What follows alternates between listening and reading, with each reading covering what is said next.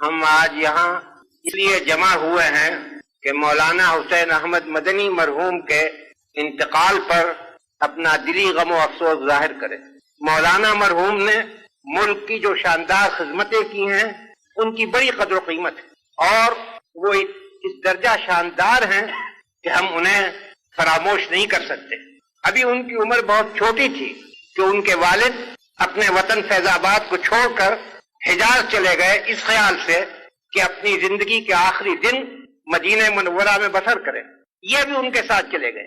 جو لوگ حجاز چلے جاتے ہیں ان میں اکثر ایسے ہوتے ہیں کہ جو اپنے گزارے کے لیے وہاں کے جو کچھ اوقاف ہیں اس پر اعتماد کرتے ہیں، لیکن ان کے خاندان نے ایسا نہیں کیا۔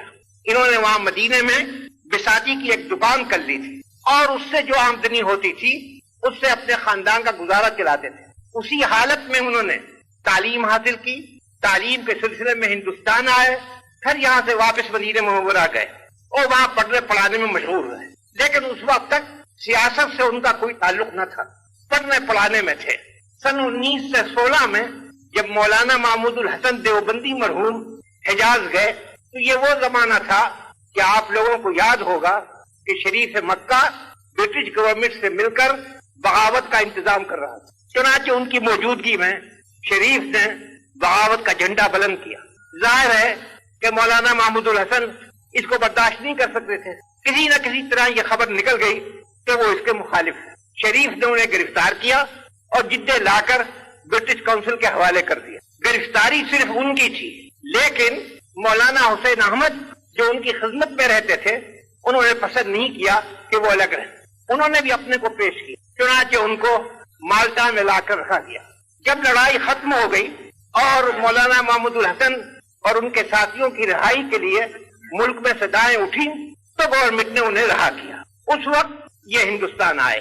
کچھ دنوں کے بعد کلکتے کی جامع مسجد میں نے ایک مدرسہ جاری کیا تھا تاکہ نان کوآپریشن کے سلسلے میں جن طالب علموں نے مدرسہ کالج کو چھوڑا تھا ان کی تعلیم کا انتظام ہو۔ وہاں ان کو مدرس اول مقرر کیا گیا، وہاں کام کرتے رہے، لیکن سیاسی جلسوں میں بھی شریک ہوتے تھے، مگر زیادہ انہوں نے ایکٹیو پارٹ اس وقت نہیں لیا۔ لیکن سن 1930 کے بعد انہوں نے اپنے تئیں آزادی کی لڑائی کے لیے وقف کر دیا، اور کانگریس کی کوئی تحریک ایسی نہیں ہوئی کہ جس میں انہوں نے مردانہ وار حصہ نہ لیا ہو اور شاندار قدم نہ اٹھایا۔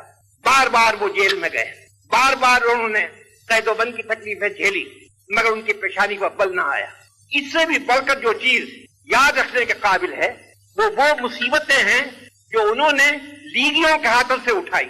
سن 45 میں جب الیکشن ہوا تو کانگریس کے امیدوار بھی کھڑے کیے گئے، چنانچہ مولانا حسین احمد مرحوم نے ملک کا دورہ کیا اور ہر جگہ لوگوں سے اپیل کی کہ جو کانگریس کے امیدوار ہیں ان کو ووٹ دیں۔ اس پر لوگوں نے جس غیر شریفانہ طریقے سے بعض مقامات پر ان کی مخالفت کی، حتیٰ کہ ضلع ہگلی کے ایک مقام پر تو ان کی جان کے لالے پڑ گئے تھے۔ اگر ریلوے پولیس نے مداخلت نہ کی ہوتی تو ان کے لیے جان کا خطرہ پیدا ہو گیا تھا۔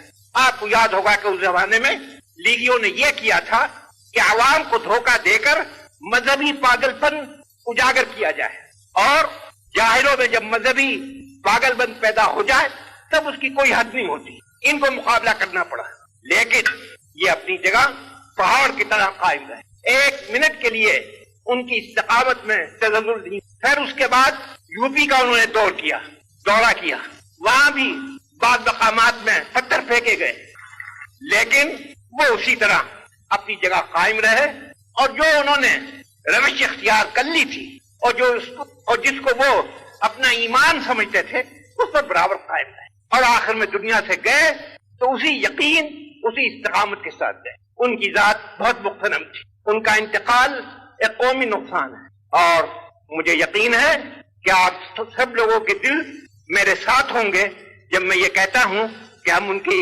وفات کو ایک قومی نقصان سمجھتے ہیں، اور ان کے لیے درگاہ خداوندی میں دعا کرتے ہیں کہ اللہ تعالی ان کی روح پر اپنی رحمت نثار کرے۔